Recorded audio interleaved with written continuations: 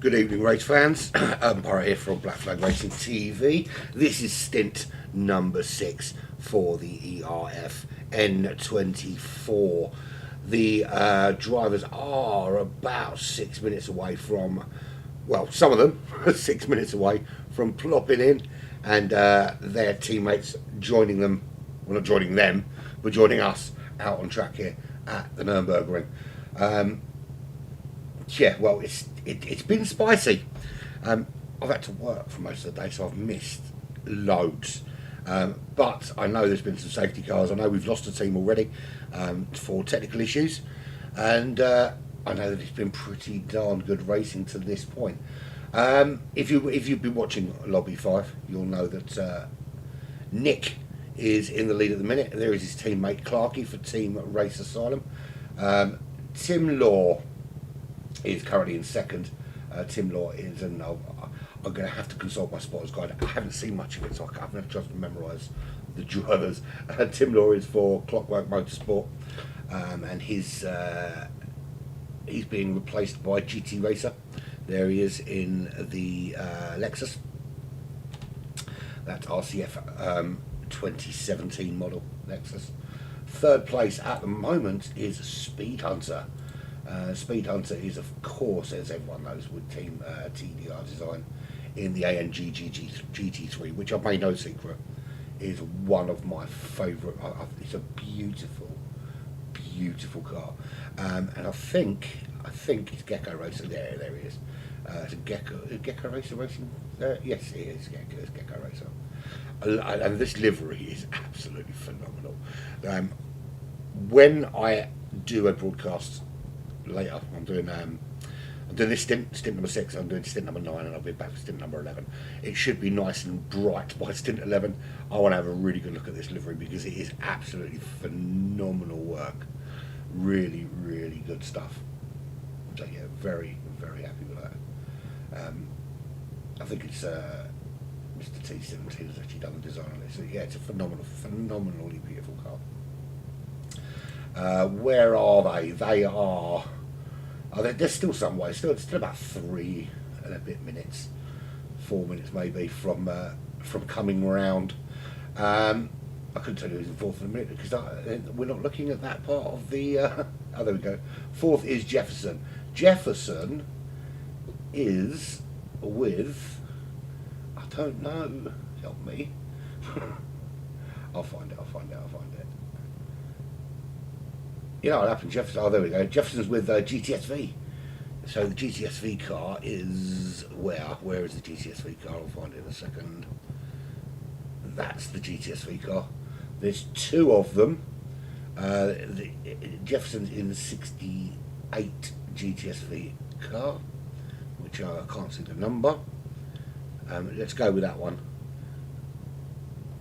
Yeah, let's go with that one for the time being. It could be that one. Who's in that car? That's Felipe.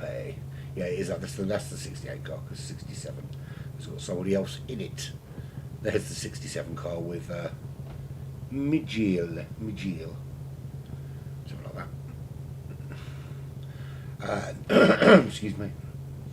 I hope I don't lose my voice. I've just done a crazy long day. Nielsman in 5th place at the moment.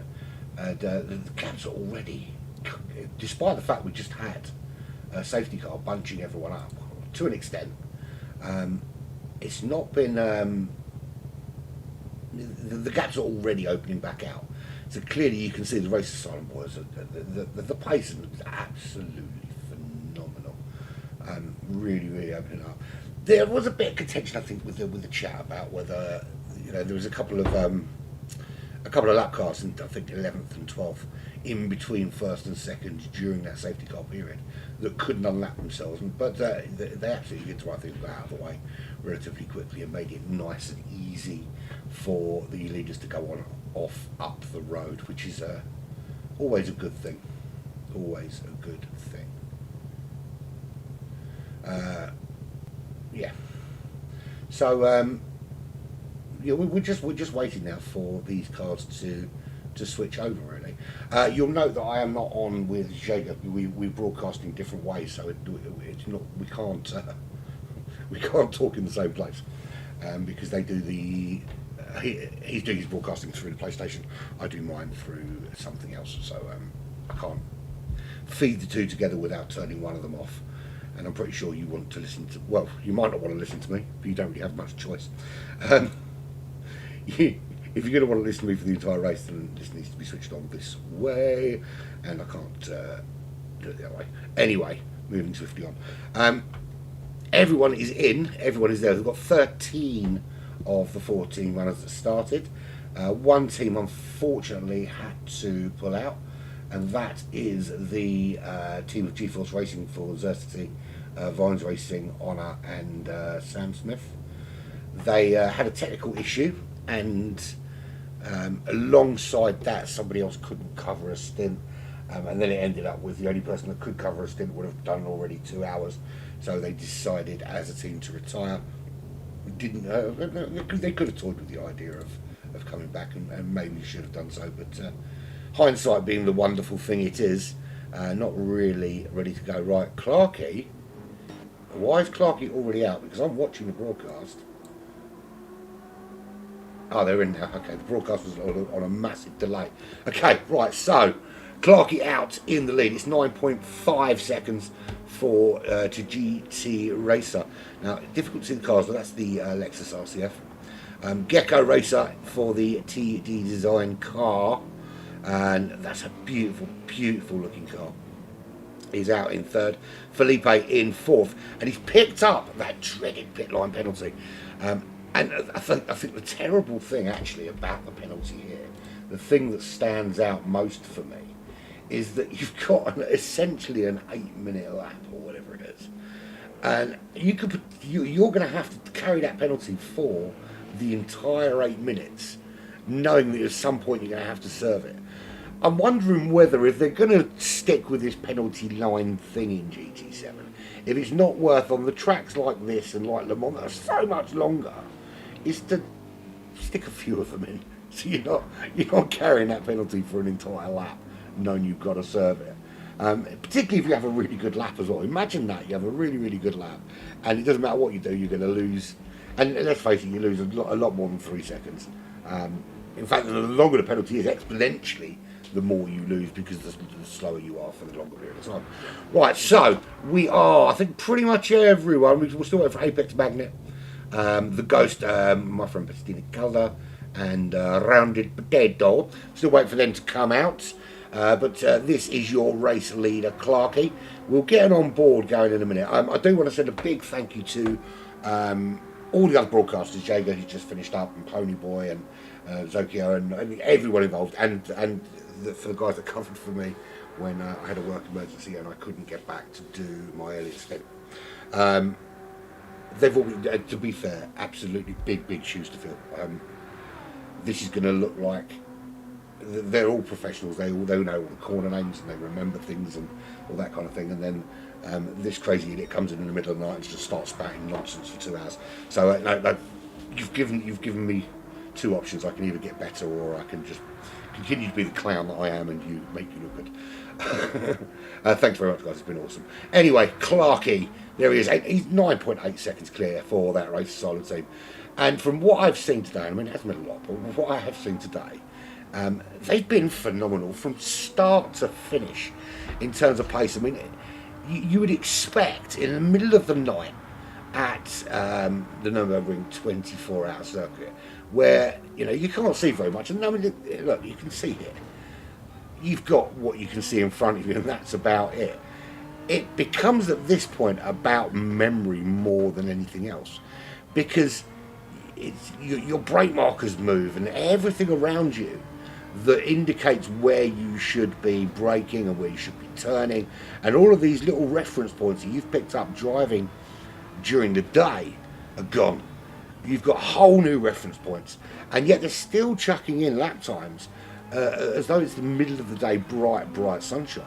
The talent of all of these drivers across the board, very, very strong. The problem is you can't see very much in this view because it's dark. Now, if it was just a night race, we can fiddle with the settings to make it brighter, but it then messes up during the day, of course. Hello there to that marshal, who, funny enough, we saw clearer than the car. Second place, 8.7 seconds. That gap is starting to close a little bit. That's GT Racer. And I can't see the car numbers, but that's the Lexus thing. Gecko Racer 4, another racer silent driver, but he's in the TD Designs car. 1.4 seconds back, so certainly chasing down GT Racer at the moment. And you can see here just how beautifully rendered this is. You know, quite often, you know, we do have a little moan up about things that annoy us about GT7, and trust me, there's loads. Little things like being able to have, you know, bring the menu up, you've got these stupid things like this, and it just ruins the whole look of it. But then when you sit back, right, and you look at the rendering here and the graphics, and you compare it to any other sim racing game, and I know I'm including proper sims like iRacing and sort of more accurate sims like ACC and that kind of thing. The graphics here are second to none. The sound and the immersion is absolutely brilliant. So you can't fault it for that respect. But we are on board at the minute with Gecko Racer. It is 2.4 second gap to that car in front of the GT Racer car, the American ahead of him, and pulling away. Not only pulling away, but was closing the gap on Clarkey, but it's back out to over 8 seconds. So the Racer Silent team just looking so quick at the moment. In fourth, still carrying that penalty. It's going to be a while before he gets rid of that. And I'd love to reel off. I've got a list of them called later, and I'd love to read them off. But one, I can't pronounce most of them, and two, there's 170 corners here, man. 170. I can't remember 170 corners. So over the course of these 15 laps, we will see somewhere in the region, or we won't see, but the drivers will see somewhere in the region of 2,500 corners. There's 170 on a lap, and the Nürburgring itself, as you very well know, I'm sure the other broadcasters have told you already, but we're looking since 2002. We've had this 24-hour layout, and it is 15, nearly 16 miles of track, 25.3 kilometres, 170. That's, you heard it, 170 corners. And if you consider also the lap record around here, in the GT3 class is the Ferrari 296, the Ferrari 296. That was in 2023. I think it was Daniel Kel something. I can't remember his name properly. Daniel Kelwitzy.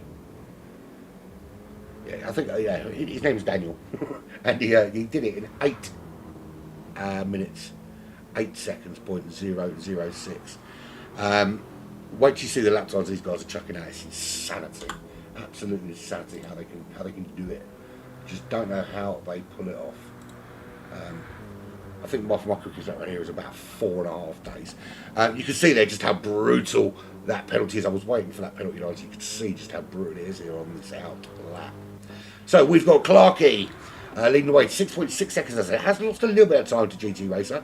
4 seconds back to Gecko with Felipe, who've just been watching, 12.7. He's got a nice, comfortable gap actually between fourth, third, and fifth at the moment. He can't really see the back of Gecko Racer. He's got some work to do to close that gap.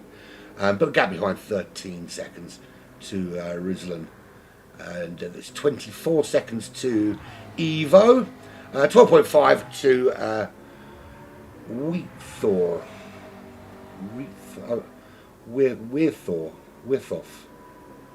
Withoff. I'm going with that. Withoff. I don't know. I'm going to call him Weir. Come on, people.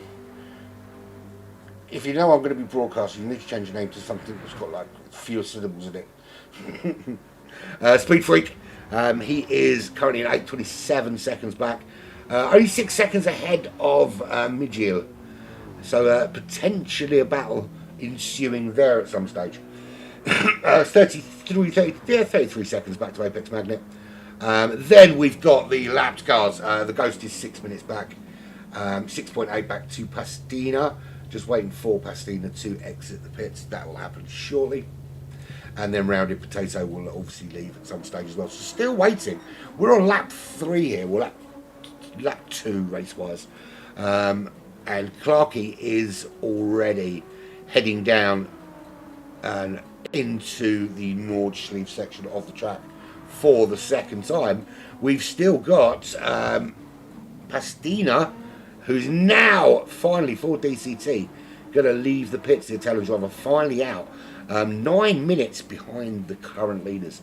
That's some gap over the course of the 6 stints so far. So this will take us actually to the midway point of this 24-hour race here with the ERF at the Nürburgring Nordschleife.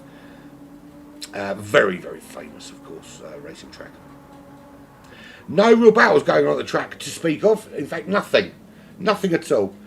We are devoid. A Speed Freak into the pits. I'm assuming that is to repair some damage.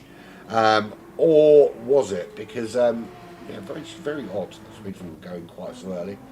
I didn't think there was mandatory tyre requirements. I think it's just a case of drive until they fall off. Drive until they fall off, and then put on some new ones of your choosing. Let's have a shifty on board. I want that particular view. The reason I want that one because it's so much cooler than the rest of them. So yeah, no, I think you're absolutely right there, McQueen. It's horrible to drive, but it's absolutely beautiful to watch. I'm going to be brutally honest. I think I've done 20 laps in total on this racetrack ever. I'm not the greatest or the fastest of drivers, as people will tell you. So I tend to avoid racetracks like this where you've got to learn 170 corners. It's far too big a learning curve for me. I struggle to remember the names of 15 people in a lobby when I'm broadcasting. There's absolutely no way I'm going to remember the breaking point on 170 corners. So I just won't. I just about manage the GP circuit, and then we kind of take it from there. I just know the GP circuit bit, and then you got that long straight bit, and then I just blag the rest. Yeah, but you're right, absolutely beautiful to watch. So Clarkey leading the way by 6.3 seconds, and that's the gap back to GET Racing, 6.3. It's kind of what I like to call the perfect gap. Is that the gap in front and the gap behind is absolutely identical. So your only focus is chucking in the lap times. You're just putting it down and trying to find some consistency, and then from there, then starting to build some sort of momentum. We're not going to get an accurate fastest lap until they've completed this particular lap, because obviously they sat in the pits waiting for their teammates to tag them in. Tag me in, bro. Tag me in. So Pastina is still essentially on his out lap. He's back in 13th place, the Italian driver for the DC team. The only reason I remember that is because one, he used to be in our Discord, and two, he was racing in GT Fusion, and I remember from there. I will try over the course of 2 hours to remember what teams all the cars are in. Rounded Potato. Rounded Potato is racing for... I'm trying to find the team now. I can't find the team with his name in it. See, the other thing, of course, is that he could well be covering for somebody else. So who knows? I suppose I could try and have a look at the car and find out from there, couldn't I? Can't really see much of it. It's too dark, man. It's too dark. Is that GTS on the side?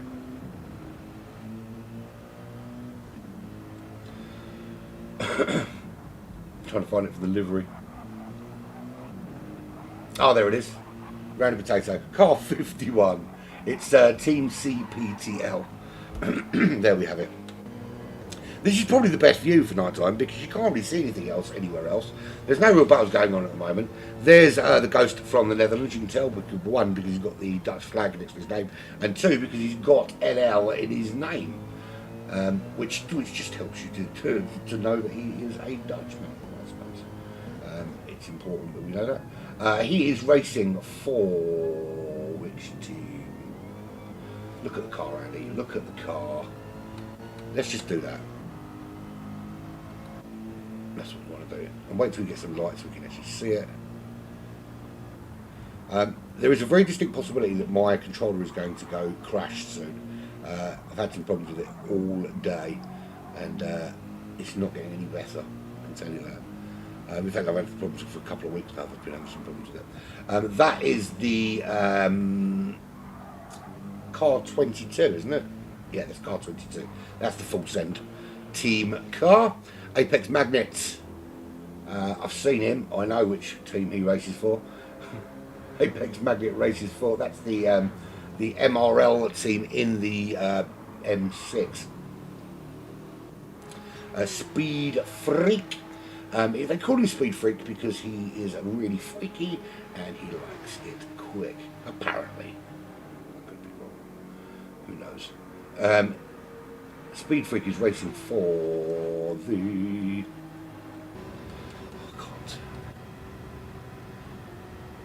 Now, I guarantee you, every other broadcaster spent some time to learn this. I opened a document, saved it to my desktop, and then didn't bother looking for another few days. Speed Freak, that's the 88 cast, and that's Project Revolution. Now I should know that because it's the pink 911, but it's dark, man. It's dark. What am I supposed to see in the dark? Midgile. I'm assuming that's how you pronounce it. That's what I'm going with, and I'm sure at some stage someone will correct me. But that's the GTSV car, as we know. Weirthorf. Someone tell me how to pronounce that, please, because I don't want to balls up his name. I'm just glad the rest of his team are two Roadrunners and a Paladin, because I can pronounce those. Someone tell me how to pronounce that, please, because that is. I'm going to butcher the hell out of that if someone doesn't help me out. But we'll call him Weir for now. That is, of course, the Ready to Race 650S McLaren, which is a car that I've only recently fallen in love with. I didn't like it much on GT Sport, and I didn't even own one here on GT7, but I got one for some daily racing the other day, and I fell absolutely in love with this. Bloody good car. There is Evo, another Race Asylum driver, but he is not racing for the Race Asylum team today. Evo is racing for Team MRL in that McLaren 650S. The team that was containing Bite the Roses, I don't think Roses is racing him, I think he's been replaced.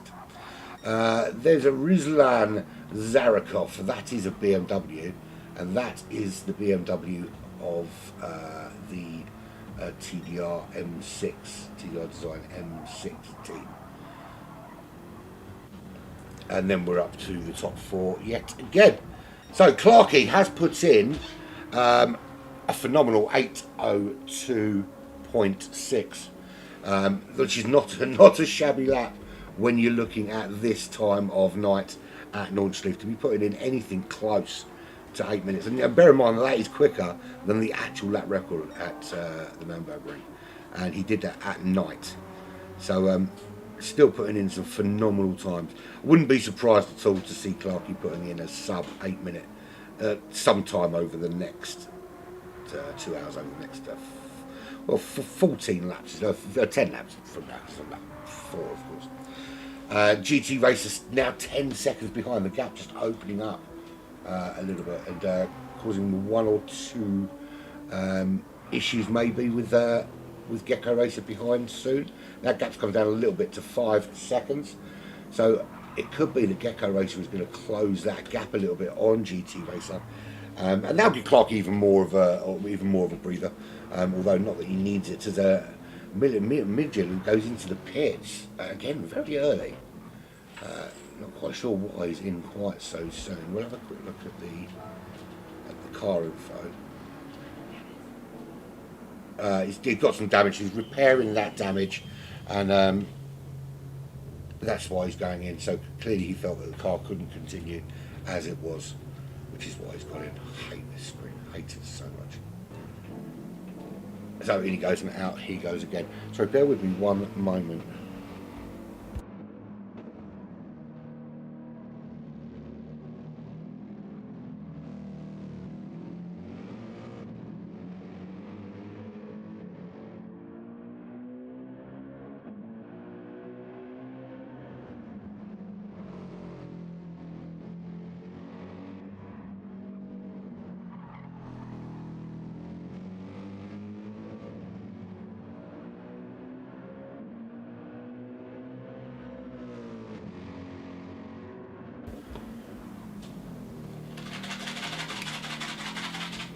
sorry, we had a missing kitten.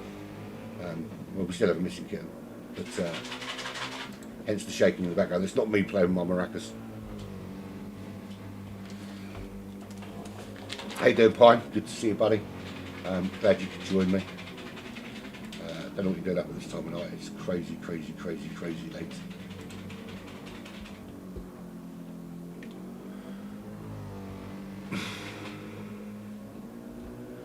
So, who's singing? Who's singing and why are you singing? You shouldn't be doing it. I'd lost the sound in my ear then, but it has returned. I turned it down. Right, so let's get back to this front three. Are we going to have any hope over the next hour or so of seeing these gaps coming down? Because at the moment, it just looks to me that Clark is absolutely dominating. I think we're in desperate need. Not that we want to see a car absolutely melt into wall, but I think we're in desperate need of a safety car. And get this lot bunched back up together and really close down the gaps between them, and then we can see some proper racing here at night time. And I'll tell you what, the sheer bravery of these guys going side by side through these corners at the Nürburgring, with it being as dark as it is phenomenal, absolutely phenomenal. But this is how we are looking at the minute. Clarkey leads the way by 13 seconds, 13 of your most glorious seconds. Just want to catch up with the chat again. GT Racer is 5 seconds ahead of Gecko, but 13 seconds down from this battle right here. That's your top three. Gecko Racer. We've got two of the Racer Asylum guys in that top three, although only one of them racing actually for Racer Asylum, of course. 16.6 seconds is the gap back to Felipe, and he is a little bit lonely on that racetrack. They all are to an extent, but there's big gaps either side of him. He is not going to see anyone for some time, and I'm sure he's going to have to wave at a marshal or two on the way just to get some human connection over the next 10, 11 laps. Rizlan is in 5th position, again similar to Felipe, is that you can't, and the thing is as well, because it's dark and then because it's so twisty, you're not even going to see the tail lights of the cars. We'll have a little look at the gaps between them when we get the really long straight, whose name escapes me. I don't know. Why am I pretending I know the corner names? I know some of the corner names on the GP track. I don't know the rest. I've got a list of them. It's useless to me unless I physically stare at it and go, right, that's corner one, that's the phrase. Pointless. So, essentially, I'm going to have a look and see how far ahead you can actually see.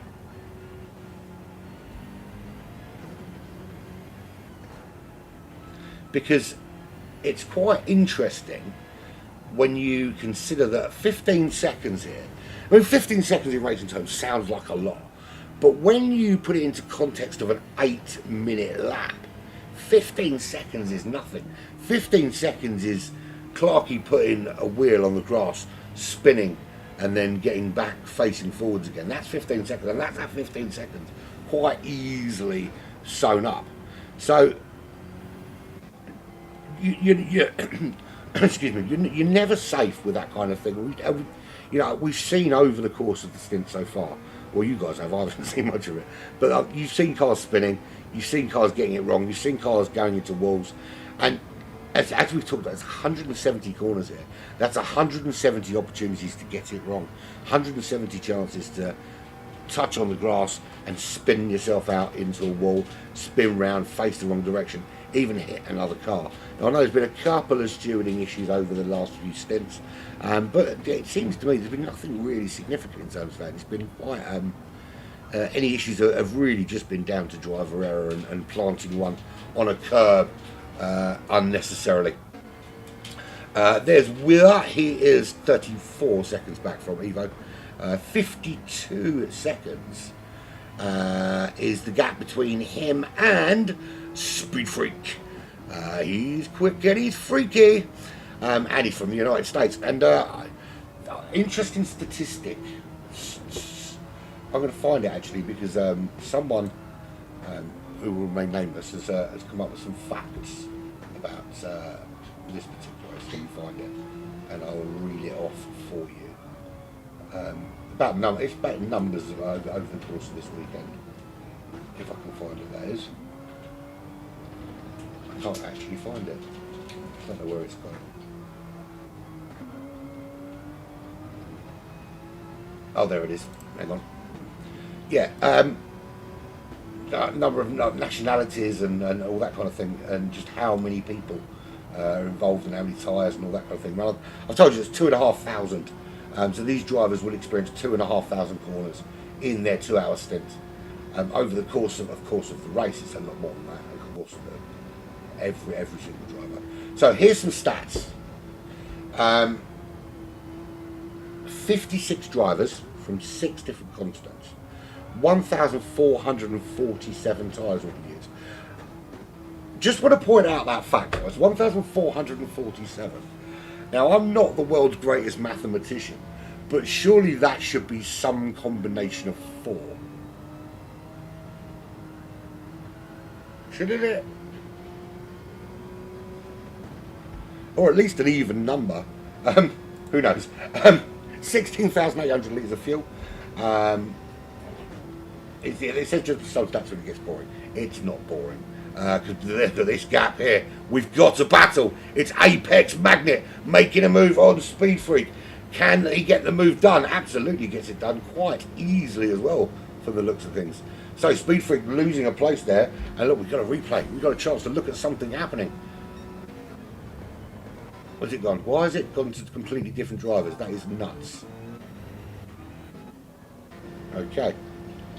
We'll ignore that then, because for some reason it decided to show completely different drivers than the ones we were actually looking at. There we have it. So, Speed Freak losing a place to Apex Magnet. Apex Magnet moving through as we head into the GP section circuit. We can actually have a good look here. This is where we get nice bright lights, lots of fans all waving, and they will be in bed by now, surely. Speed Freak just behind, and this is where the track differs somewhat from the standard circuit.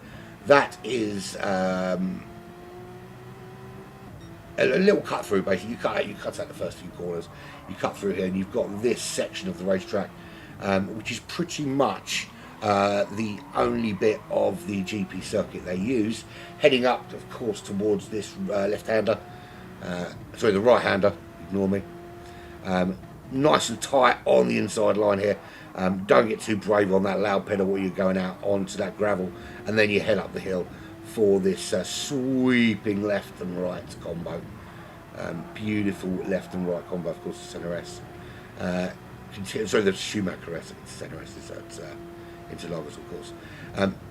Breaking down second gear for this left-hander, then it takes you round to the right-hand side, little lift just to get the car turned, get it rotated, little touch of brake if needs be, and then it's on the power up the hill before you sweep around to the right, continue on, then into this chicane, which is less of a chicane than usual, and then bye-bye GP track, and hello darkness, my old friend, as you head into the woods. And I do want to say, I watched a video the other day of the great Sabine Schmidt in a Porsche, I want to say Carrera, but I might be wrong, on board with her, absolutely demolishing people through this particular section in the rain. It was a phenomenal feat of driving. I mean, she was a legend, that obviously grew up and knew this track like better than anybody in the world. Just absolutely a full affinity with this track. I will be sorely missed, of course. But no, it was a thing of beauty to watch. Just all these other professional racing drivers getting absolutely annihilated by her in the rain around here. So there we have it. Trying to find another battle somewhere, and there are none to be found. There's Clarkey. He leads this race now by nearly over 20 seconds.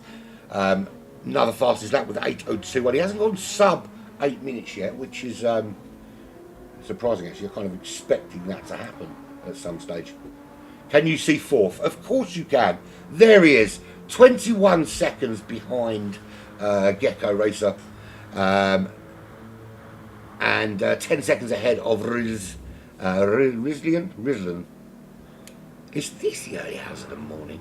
I've had a very long day and I've had not nearly enough alcohol to get through this. No, it's looking good at the minute, but it looks like Rizlian behind has closed that gap a little bit to fourth. Is hanging. Has there been any rain yet? Not in this stint, there hasn't. I hope there isn't, because well, actually, do you know what? Sod it. I hope there is, because if there is, it's going to get slippy, and then we're going to see some cars upside down, and then we might get some safety cars, and then everyone gets really close, and then the sun could come out, and we could have some massive racing. That'd be awesome. Close everyone up. I think at the end of every stint, they should all stop and let each other catch up again, and then we'll just have the time on later, just to keep the racing going. Let's have a full run through from beginning to end. Clarkey, of course, is 20 seconds clear of GT Racer. 2 seconds the gap to Gecko now. That gap has been slowly coming down from the outset. And this is the car. I want to stay with this car when we get through the GP section, because I want to see what it looks like under the light, because it looks awesome on the spotter's guide, and it looked pretty darn good at that angle in the pits. But I haven't really had a proper chance to look it over. And I always like to pick my favourite livery of the day, and of course because Black Flag didn't put a team. And the reason, just to explain why we didn't put a team in, we were late registering because we didn't initially have a team of 4 that were available because of holidays and stuff. And then we did have a team of 4 and we were late registering. And then we kind of looked at the lap times that were coming in and we thought, well, we're not going to be super competitive. And there are other teams in there, so just letting them crack on. But we will be returning to the ERF, of course, for Suzuka. And you can bet your bottom dollar on that scenario happening. Absolutely, my friend.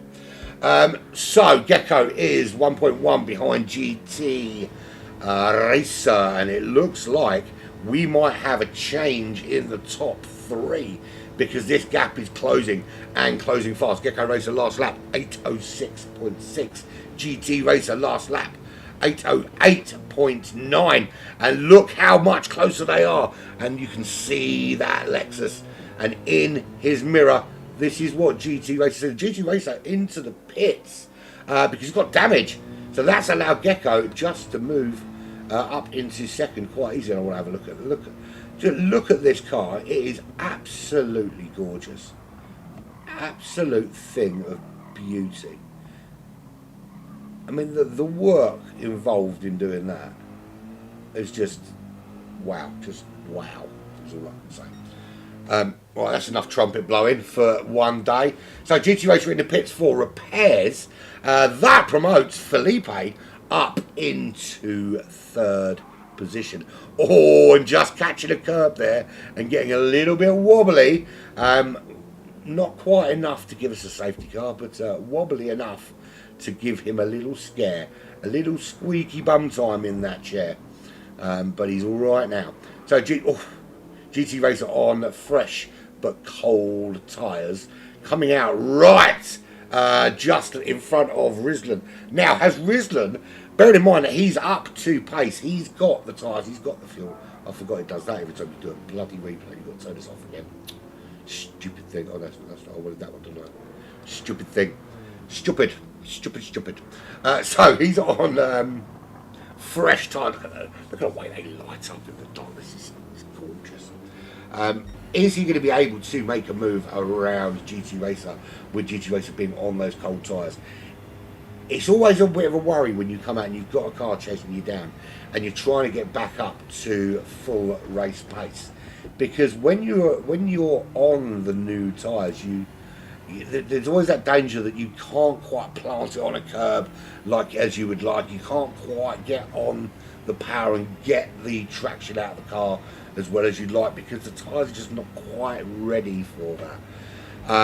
But Rizlian at the moment, he's got to take this opportunity while it's there So while the car in front is trying to get the heat into those tyres, that's when he needs to go hammer time as they flick round to the left hand side and head into Nordschleife for the 6th time or the 5th racing time this evening.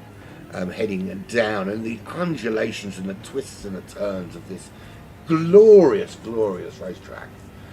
So accurately recreated. I say accurately recreated. They could. I've never been to Nordschleife and I don't know it that well, so they could absolutely just draw anything and go, "That's Nordschleife." And go, "Oh, cool." Say so. Yeah, no, we are definitely looking forward to the next race at Suzuka. We're going to have 100 teams in there. We're not ready. We're going to have 14 teams running in it, if we can get registered in time. Yeah, no, really, really looking forward to that one at Suzuka. It's going to be awesome. So, so Risen didn't take the opportunity to capitalise on the cold tyres of GT Racer, and we go back to finding gaps. And there's one.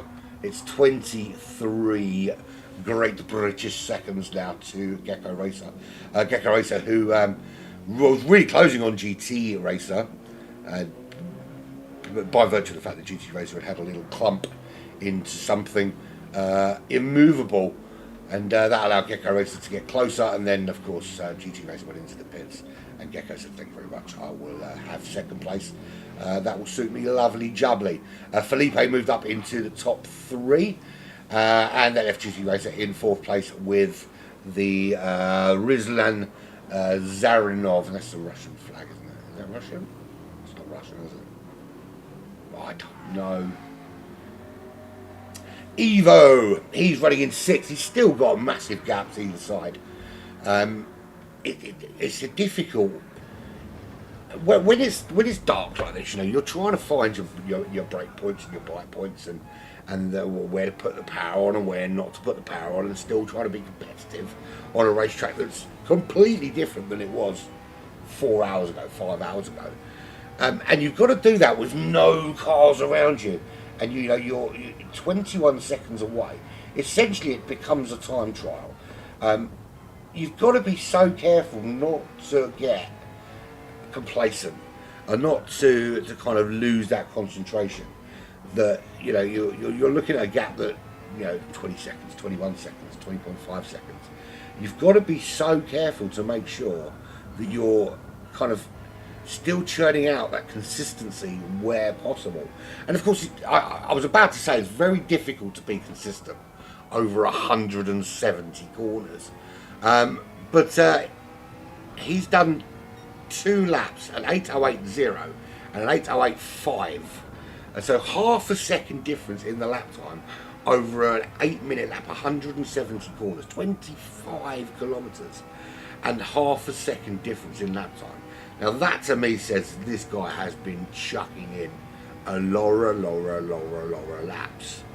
And and I just found that rhythm.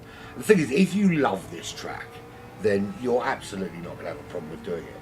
The one thing I will say about a track like this in particular, because it's so long that even if you don't have the perfect lap, but you kind of break it down into sectors. You can have 2 or 3 really good sectors. If you get a sector wrong, as long as it's not fly off into a tree and wrap your legs around it and leave them in different parts of the forest.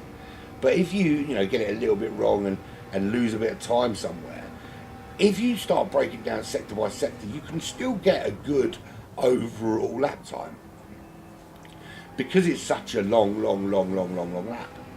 And there's I can't even remember how many sectors there are. There's a lot of sectors, but it is what it is. You kind of chuck your lap in, and you see where the chips fall at the end of it. And right, looking down the order, nothing really doing here. There we go.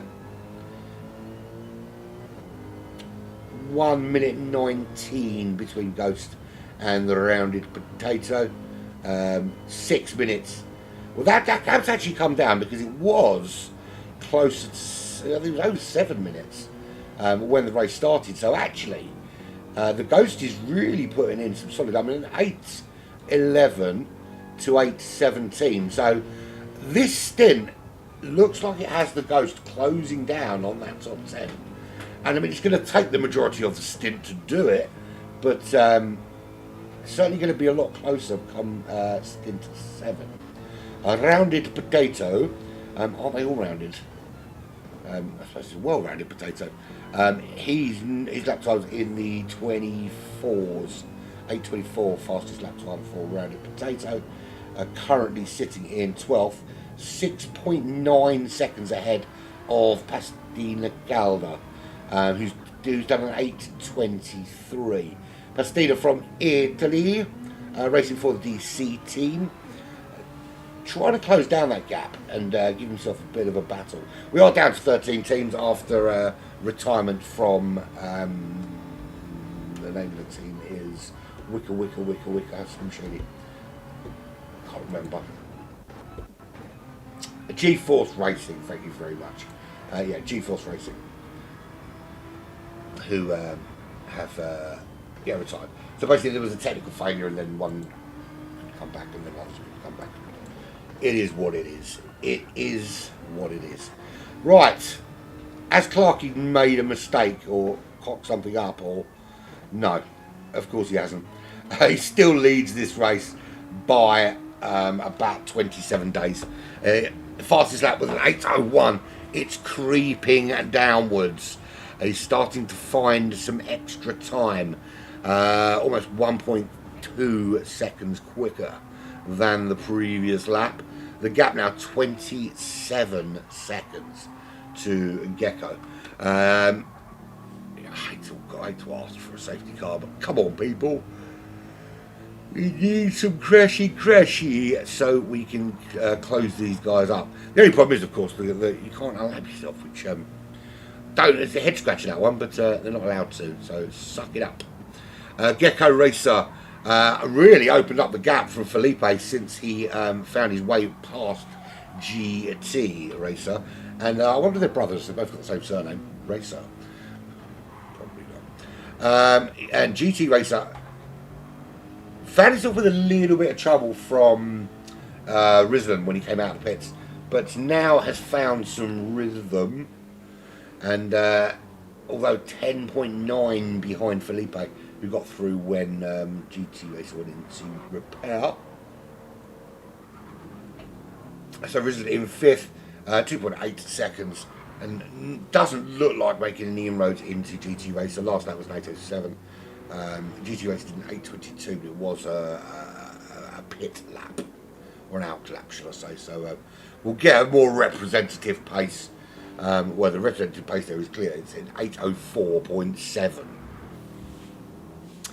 R.A. Evo, he's done 8:07.2, and he's in that really comfortable position of just being able to float that car however he wants. He's got no one anywhere near him on the racetrack. This is what I wanted to look at. The gap's 43 seconds is too long, really, to see any cars ahead. But I wanted to look at this one because you can just see there. Now that's 6.2 seconds, that gap. And you can just see the lights of the car ahead coming off the racetrack as they head down this long straight, which essentially leads you back down towards the GP circuit. See it there, just going around to the right hand side, and again there it is, just there. This gap's coming right down. 5 seconds it is now. Has Speed Freak had a problem though? Speed Freak's into the pits, so this gap's going to get much smaller, much quicker, because through comes Mijil up to 9th position. Sorry, mate, I'm butchering your names. Yeah, so through he comes. And the gap to Apex Magnet is 11 hours. That's 50 seconds. So that's your top 10. That rather large 6-minute gap is going to come down a little bit, but not significantly.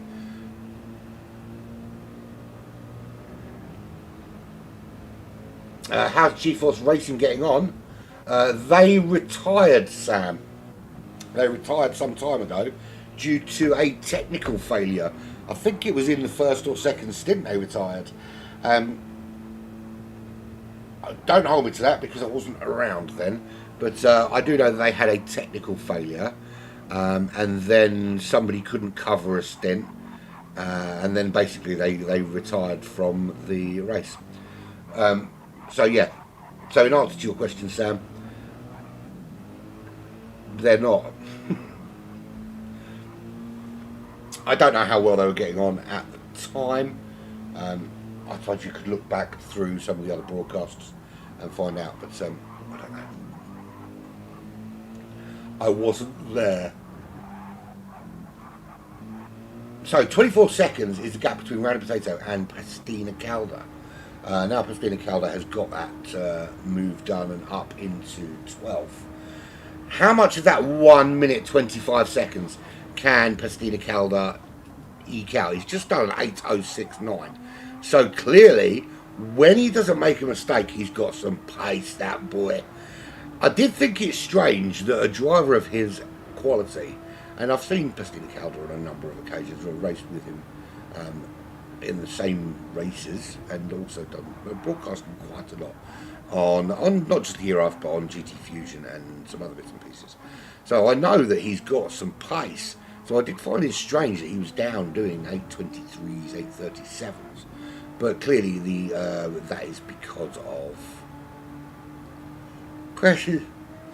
Oh, excuse me, that's terrible. I don't know, the thing is, I've got a mic on my headset, but I'm not actually using that one. I've got a separate mic, and I keep covering the headset one like it's going to make a blind bit of difference when I yawn in your faces. To be fair, this time of night, I should be going. I should be telling either like a ghost story or like a good night story. It's late night radio with Urban Pirates. Hello, children. Are you sitting comfortably? Then we'll tell you the story of R.A. Clarkey. There once was a man called R.A. Clarkey. He was the fastest man on four wheels, they said. Oh no, said all the other teams. But they were wrong, because Clarkey was smashing them. 801.0 is his fastest lap thus far, and I wouldn't be at all surprised to see some more purple coming from this boy between now and the end of this boy. The first thing was this boy. I don't even know how old he is. He's probably older than me. Oh yeah, he might be. Might not. I wouldn't be surprised if we see more purple. The gap is now 30 seconds. Potentially by the end of this race, he could be a minute clear. We're not far off. Excuse me. I hope I don't lose my voice. I've got 2 more stints to do. We are not far off halfway in this race, which means that you don't have to listen to me talk absolute tosh for at least another 4 hours. Yeah, I'm with you until 3 a.m. there or thereabouts, when I will be replaced by the absolutely wonderful and enigmatic Chronic. I think it's Chronic coming after me. Looking forward to hearing Chronic. He's not yet done a stint, unless he goes. Well, I don't know who it was. It was Jager that covered for me, wasn't it? We've had Pony Boy was led us out. He's absolutely brilliant. Do you know what? I think all of the broadcasters are awesome, all of them. Put me to shame, they do, with their knowledge and their professionalism. I'm just a shouty weirdo that it's probably better suited to this time of night. So it'll be Chronic will be with you from about 3 a.m. something like that. Then Vega will be with you from 5ish, and then I'll be back, coffee in hand, at 7 a.m. to bring you the breakfast edition of the N24 before I disappear off and go do something more adult shaped. And Jaeger will come in with his Jaeger will come in with his his incredible knowledge of all the corner names here, and who are all the teams and all the drivers and everything. He's incredible knowledge, and he can pronounce them. Not only does he know them, but he can also pronounce them properly as well. And then I'll be back with you from 11 a.m. for the penultimate stint, before Ponyboy comes in and takes all the glory for the final stint here with the ERF. This is stint number. This is the midpoint. By the time I leave you, we will be halfway through this 24-hour race here at the Nürburgring for the Endurance Racing Federation, ERF, of course. This is one of their marquee events, this N24. And the next event coming up will be Suzuka in August sometime, I believe. Don't hold me to that, of course. I think it is August. Looking forward to that one because Black Flag will be back in that. We are watching Shark. We're not watching Sharky. Sharky was in the last broadcast I did. Clarkey, however, we are watching. Didn't beat his 8:01.0. Lost 8/10 on that last lap. You're slacking, son. I'm not having it. Sort yourself out. What are you doing? 32 seconds is the gap now to Gecko Racer, who is currently running 22 seconds clear of Felipe. Since you got through past GT Racer, it's been it's been getting bigger, that gap.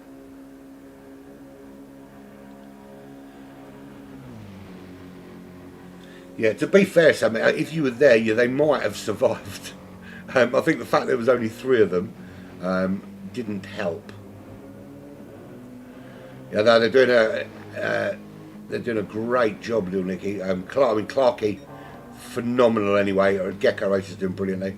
I mean, even Evo back there in 6th is doing a really stunning job. 8:07s is not to be sniffed at, and I wouldn't be surprised if we see that gap coming down a little bit. Risland's been doing, he's capable of doing 8:04s, but he's been a bit erratic. Can Evo maybe, I think Evo's job has got to be keeping Weir. And to be fair, I've been avoiding saying his name because I can't say it, and no one's clarified how I'm supposed to say it. So yeah, he's running at 44 seconds behind Evo. I don't think there's much danger at the moment with those lap times of Evo getting caught. So I think Evo's job at the moment is just kind of settling, keep the car on the road, and if he can, maybe damage limitation with the gap to Risland ahead. Let's have a look at the back of the pack because these guys don't get enough love because this is where I normally drive. So I'll give them some love. 59 seconds is the gap to Pastina now.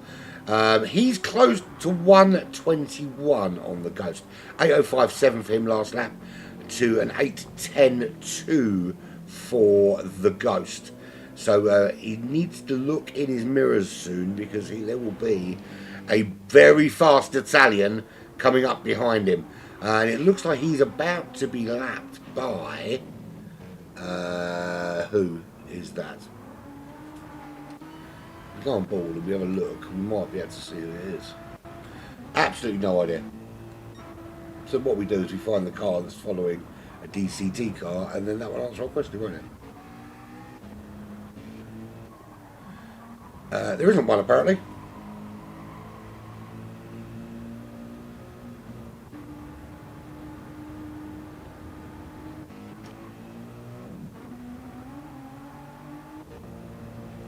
I can't find it. It is that's coming to lap him. Best way to find out is we'll just wait until you get there. I could just do this and look at the little mini-map thing. There we go, it's Apex Magnet. That's who it is. If I looked at the mini-map in the first place, I would have found it. Yeah, so at the moment, Apex Magnet, so 8th place now, coming up to lap those guys towards the back of the pack. Now, I know that on the last safety car, we had 11th and 12th, I think it was, or 10th, yeah, I think it was 11th and 12th, was sandwiched between 1st and 2nd for that safety car period, and the rules do not allow those cars to unlap themselves during a safety car period, which meant the restart was a little bit squeaky bum time for those front two, with the blue flag warriors, as I like to call them, in between. But they did a fantastic job of getting out of the way without compromising their own race as well, which is always good. Yeah, so loving the shot here, because Apex obviously going to get closer and closer. Pastina's going to have to move out of the way to let him through at some stage, but it takes time. It takes time to catch, and there's a lot of corners you have to navigate and get through.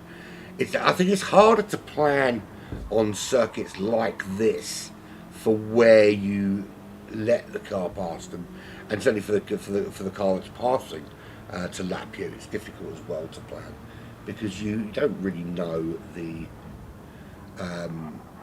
kind of pace to it. You know, it is what it is. Who's got damage? So 6th and 13th have damage. We'll have a little look and see then, shall we? This is why, if we had some way of having this information up on the screen all the time that we didn't necessarily show the world, this would be awesome. So, damage-wise, this is what we've got. Let's keep this up for a bit so you can see what's going on. So, Clarkie's not damaged. We've got, what do you say, car 6. Evo's got, that's loads of damage on Evo.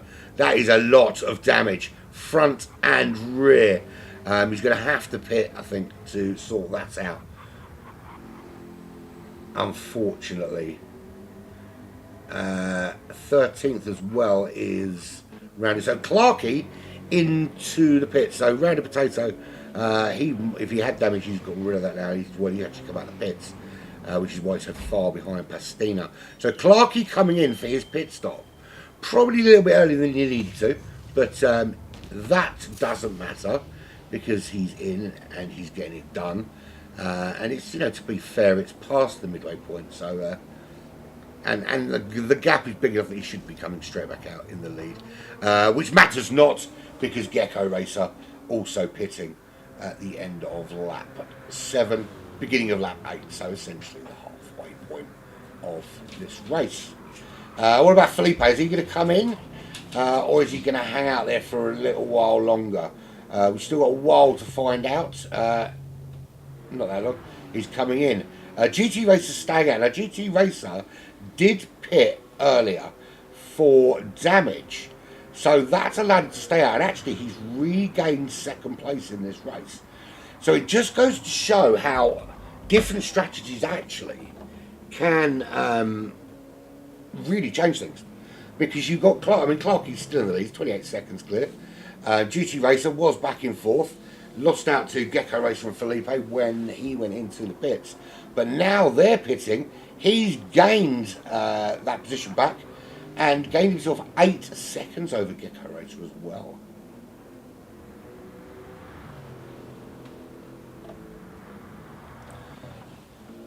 Felipe, 21 seconds behind Gecko. They've now come out of the pits. Now, anyone else still need to go in? Yeah, Evo's going to come in. He's got to come in. He's got significant damage that needs repairing there. Now, where does he come back out? Because we will still need to pit at some stage. Yeah, he'll still, I think, oh yeah, well, if fuel-wise, he'll need to pit. So he'll still need to come in. Apex Magnet will still need to come in, as will, well, actually, he might not. He might be able to make it, Mijil. I've not really, because I haven't had the fuel, I've not really been able to monitor it in any meaningful way, because I can't see it.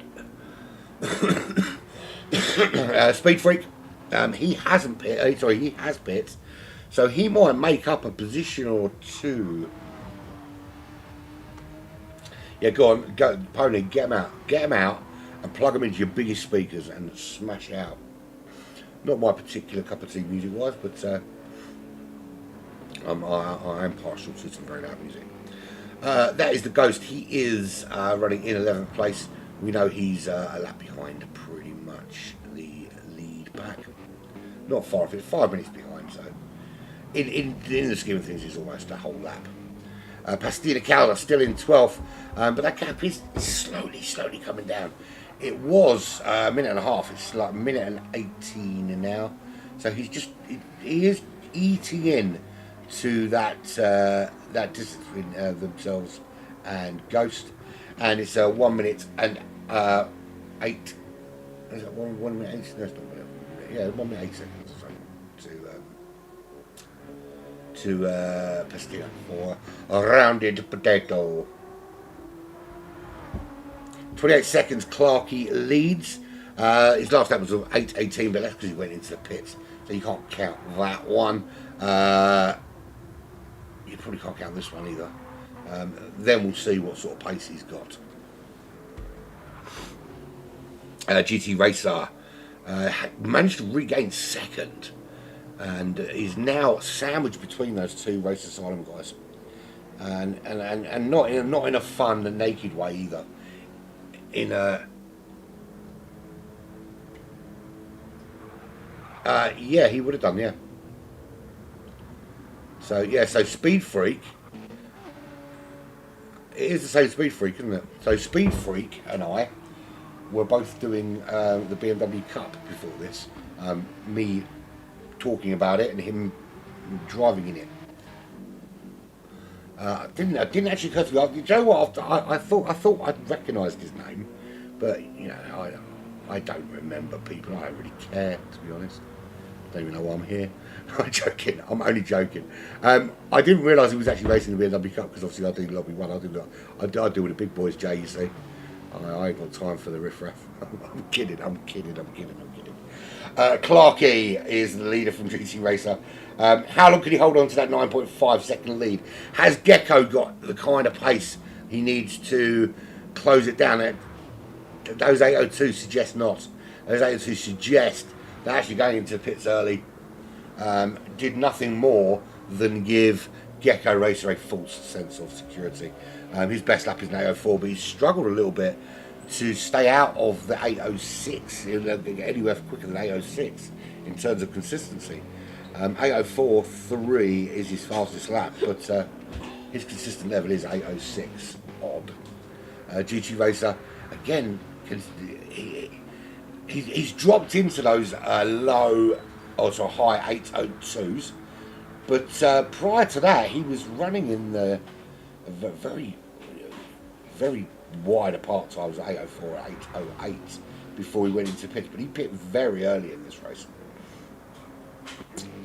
Felipe, 805, 806 as he's running at, and behind him, Ruslan's actually done an 804.4, so we could potentially see a challenge there from Ruslan on Felipe for a place in that top 4.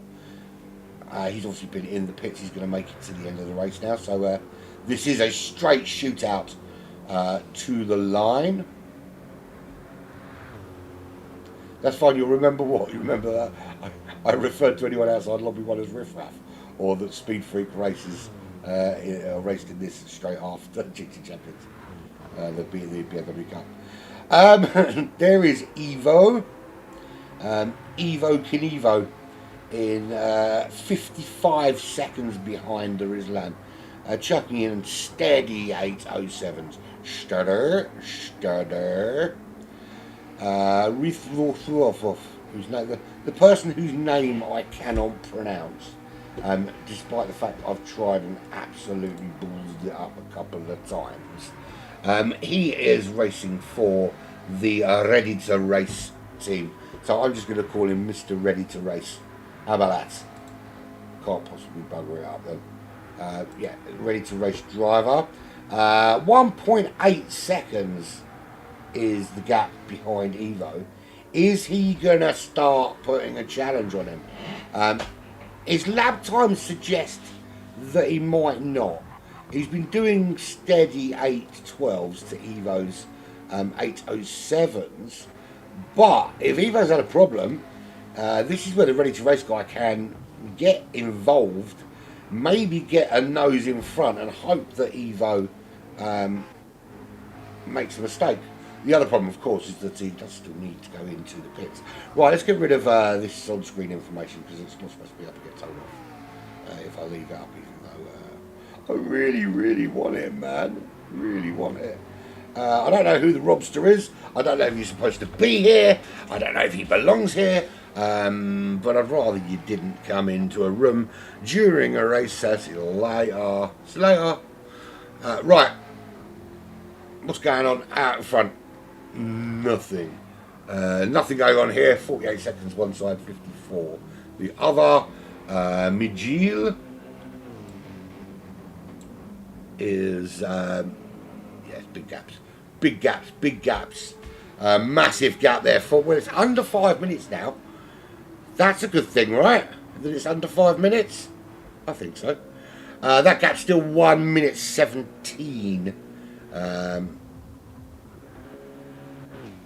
He was closing it for a while, Pastina Calder. And he is still doing so. It was 8:09 for the Ghost last time out, who's getting some blue flaggy flags. We're starting to see... so this will be lapped again, won't it? Or is it being lapped for the first time?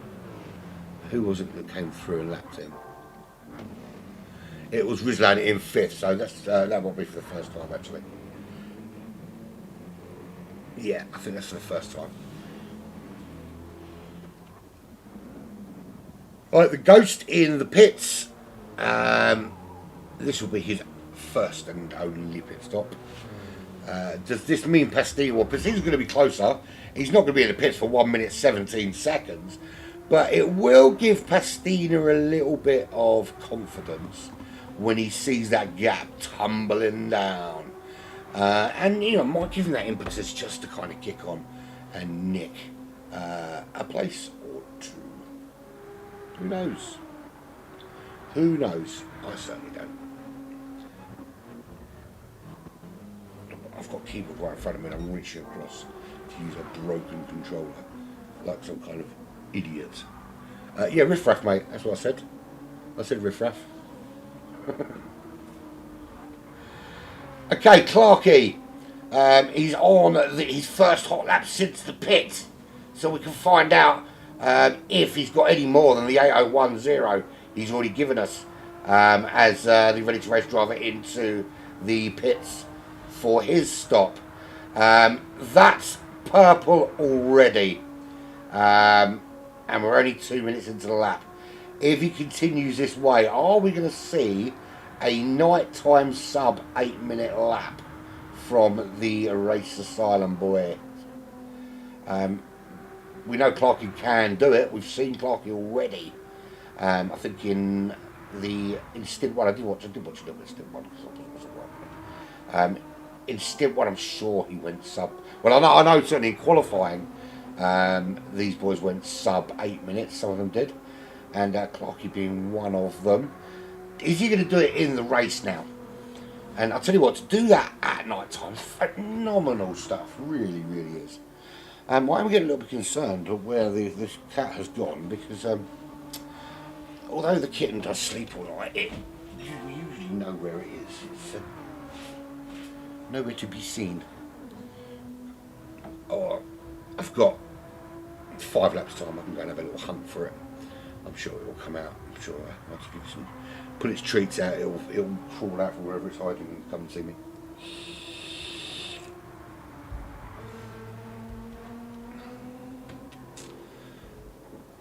Gecko Racer not making any inroads into GT, so the top 3 really kind of spread out again now. This race is turning back into the kind of race that needs a safety car, but nobody seems to really be crashing properly. You know, there's no like, there's little scrapes, there's the occasional foray with a wall, but no, we haven't had any engine damage for ages. We need some engine damage, man.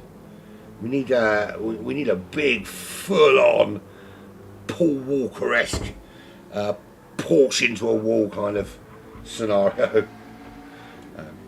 Realise I've just offended half the world. Majil is in the pits. 27 seconds to Speed Freak. Where is Speed Freak?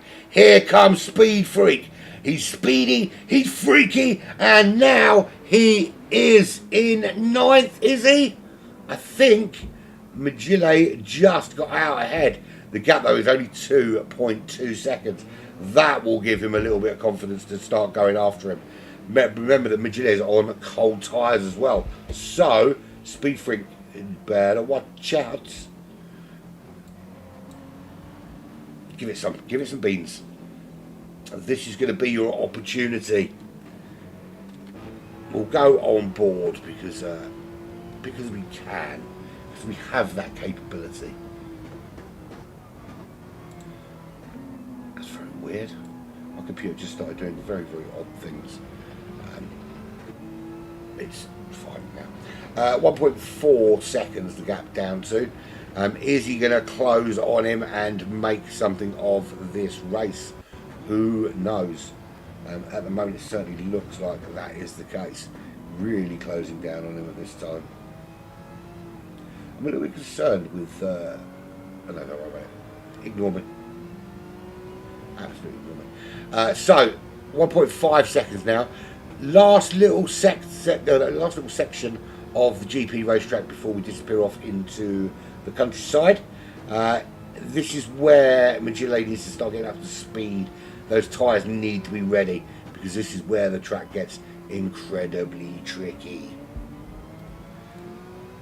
1.7 seconds gap, 1.5 seconds the gap, 1.4, 1.4 and a half. Is he getting closer? It looks to me the Speed Freak has found a little bit of pace here and is starting just to put a bit of pressure on the back of Magile. Does this force a mistake? When you've had 28, 29 seconds over a driver and you come out of the pits and all of a sudden they're on you. They are properly on you. That's when mistakes happen. You're trying to push to stay ahead. You want to make sure they don't get a run on you. You're acutely aware that your tyres obviously not quite up to scratch as theirs are. You've just stopped, so you've kind of broken up that rhythm a little bit. It's so easy to make a mistake at this stage, to just dip a toe, dip a wheel on the grass, a little bit too much grass. Just let that back wheel slide too far off the rumble strip, and then all of a sudden, blam, you're in a wall, and everything's gone dark, and your clothes all fell off, and your car's broke, and the guy that was chasing you is gone.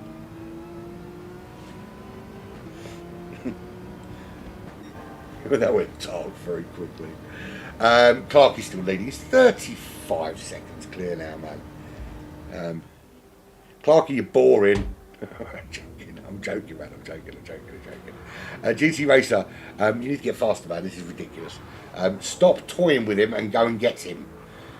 We want to see some racing to the line later on this evening. We don't want to see people 35 seconds ahead. It's like watching Max Verstappen against everybody else. Certainly against his teammate. 14 seconds to get go. Philip is as hold off Ruslan is now 4.4 seconds clear. Evo, massive space again.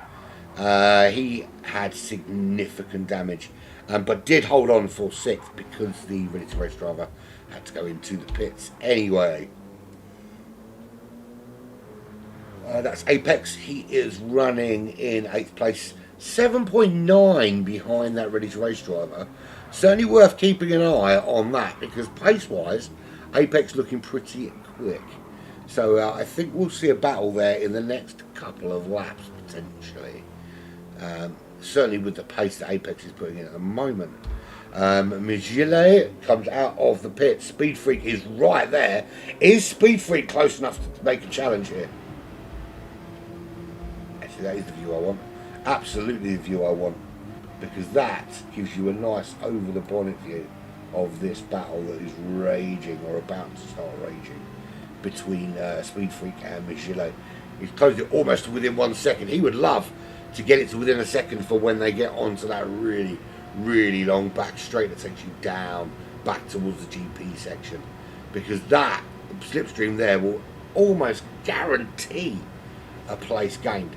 So Speed Freak's job is going to be in these next 30 corners or whatever it is of the 170 to try and close that gap of 1.4 to within a second, just to get that bit of slipstream. Ideally, you want to be within half a second or even a couple of tenths. But yeah, his job at the moment is just to try to eke out that gap, to just squeeze it closer and give himself something to aim at heading towards the GP circuit. We will keep this on board. I'll be back in 2 seconds. I'm not going too far. I just need to grab a drink.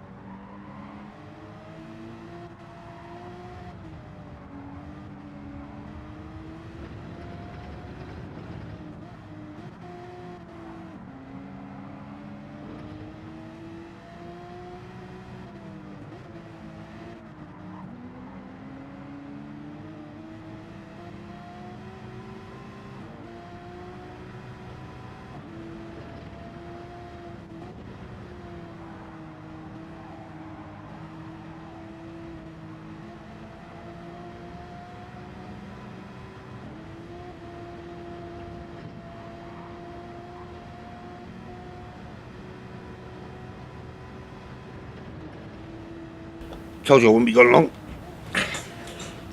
Yeah, the problem is at this time of the morning in my house there's nobody to go and do slave work for me, like get drinks. No, I'm not suggesting that people in my house are their slaves, but why would you not have why would you not have that many children in your house and not have them running around for you, or not, as the case may be. Nice can of fizzy pop. It's kind of past that feasible time to be drinking. It's too close now to coffee time, I think. Who knows? Right. Have we missed anything? Well, no, it doesn't look like it. In fact, Speed Freak wasn't able to close up that gap enough on Magellan, so he's not been able to capitalise all the way down. It's very, very long straight, not been able to get anything anywhere near making a move on Magellan. Good morning, Juppé. Good morning, relaxed sight. That's what my sight looks like. I mean, it's pretty relaxed. I'm missing things because I'm tired.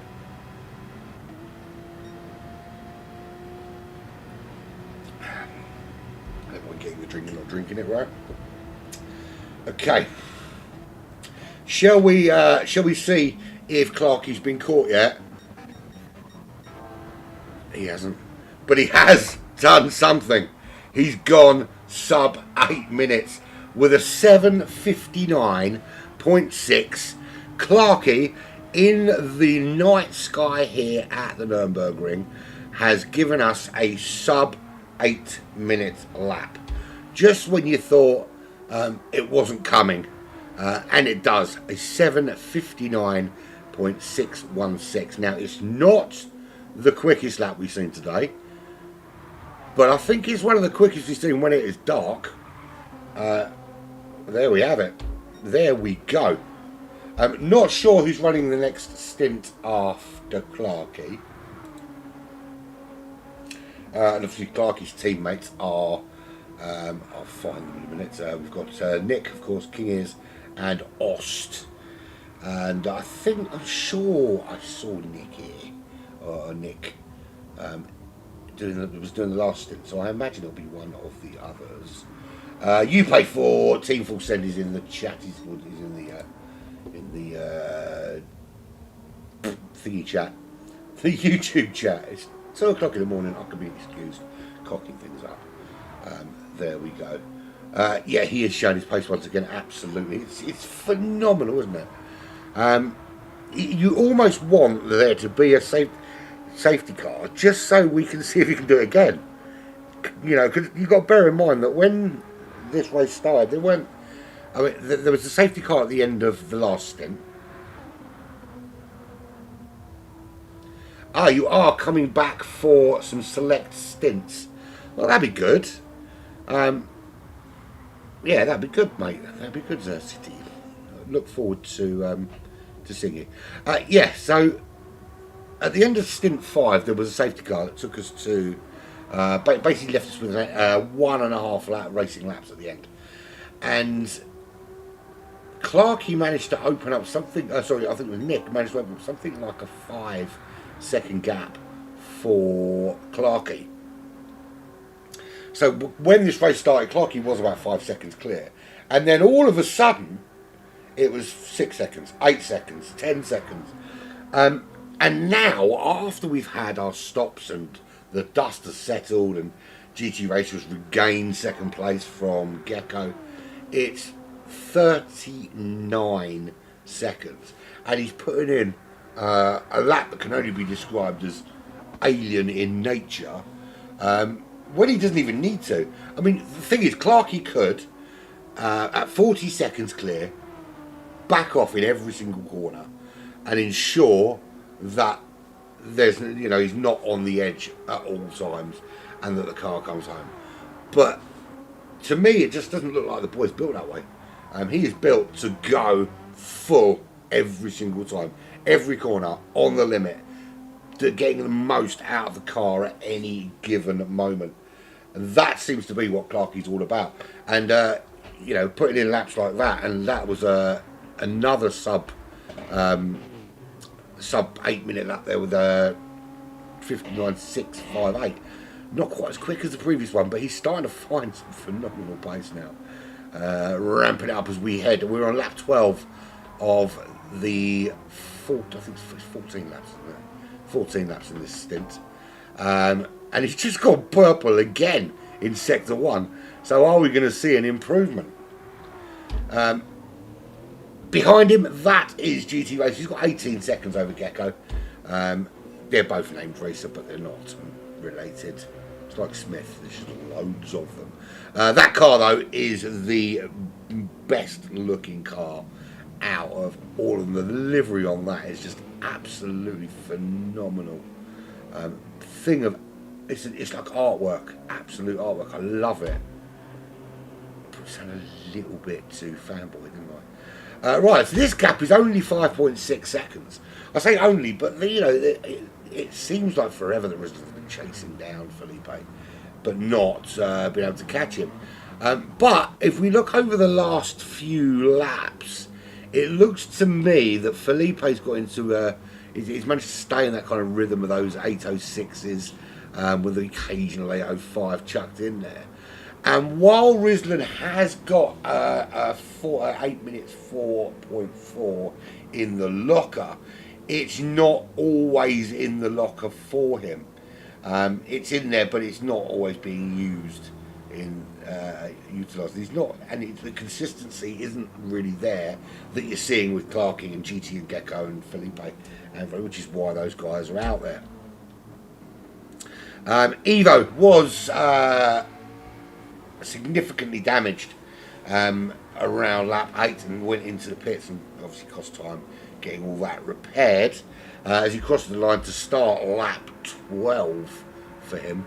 So it's lap 12 for Clarkey, GT Racer, Gecko Racer, Felipe, Rizlan, Evo, Apex Magnet not quite there yet, and that is the ready to race driver who has been chased down by Apex Magnet. Is this where he caught him? I knew it was coming, I just didn't know when. So here we go, side by side, you can see him on the straight, and the job getting done relatively quickly here. Once you get in that slipstream, you just get pulled along, and the overtake just becomes so easy to do, and particularly with the length of the straight, very, very long. So they're behind 1 minute 51 to Gillet. Speed Freak thought he was going to be catching Gillet, but it's 6.2 seconds now, the gap. The Ghost is 5.1 behind Speed Freak.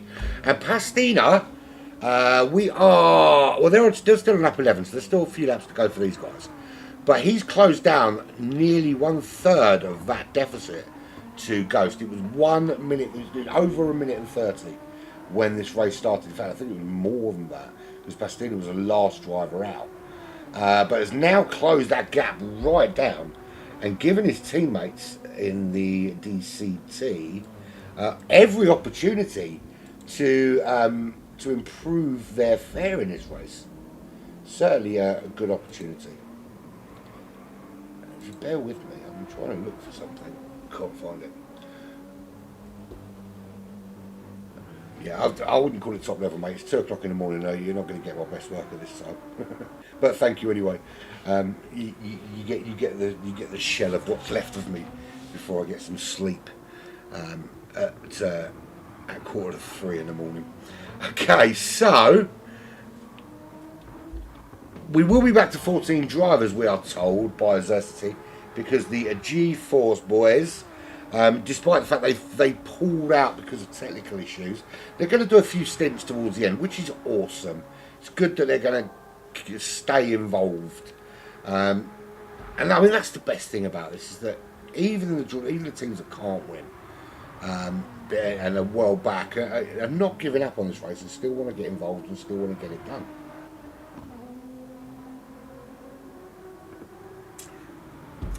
You know, it rained all frickin' day, right? And it's still bloody hot. I'm getting annoyed. It's the problem when you're old and fat. Anyway, 45 seconds. Can Clarkey, before now and the end of the race, get that gap to 1 minute? There's the challenge, boy. There's the challenge, Clarkey. Your challenge from me is to get the gap to GT Racer. So when your teammate comes out in stint number 7 to the dulcet tones of my colleague Chronic, he will be talking about how you are 1 minute clear, or your teammate is 1 minute clear coming out of the pits. And yeah, and I'll be a very happy man. I'll send you a sticker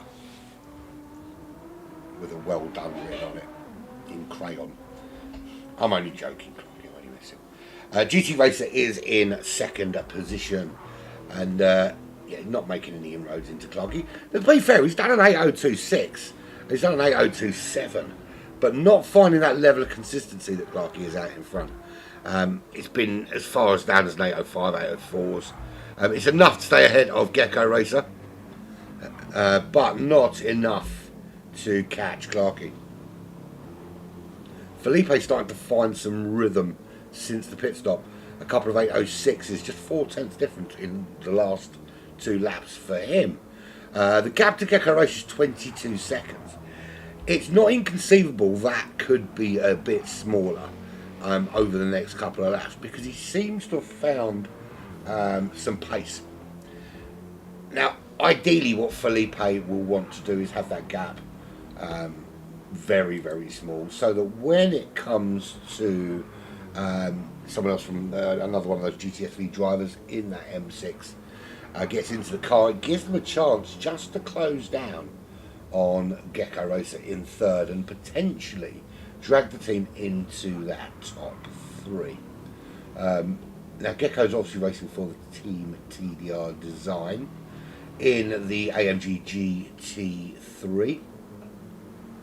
Not sure who's up next. It could be Mr. T himself, or Speed Hunter, or Philo, who be one of those 3. But someone's going to be in it, and they're not going to want to see Felipe's teammates right on the back of them.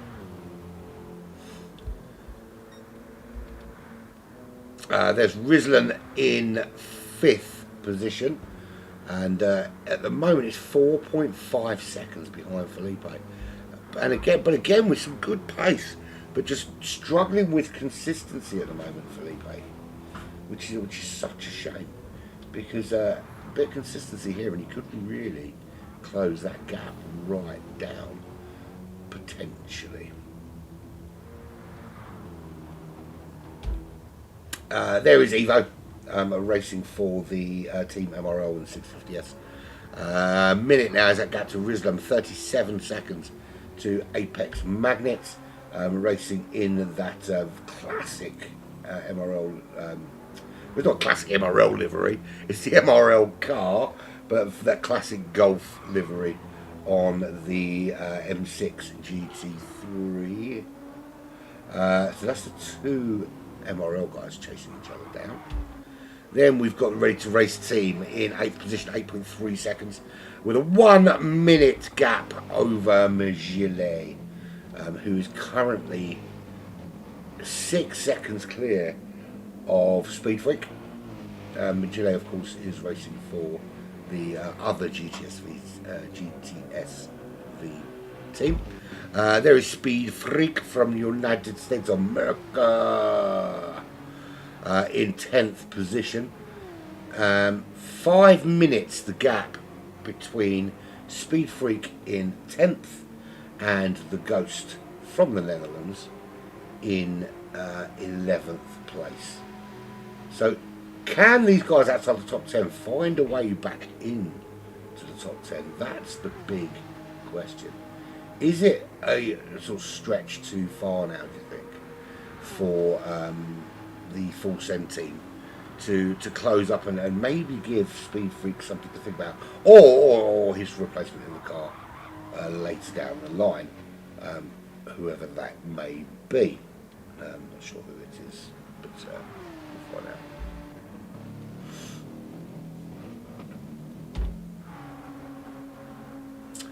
There is Pastina Calda for DCT.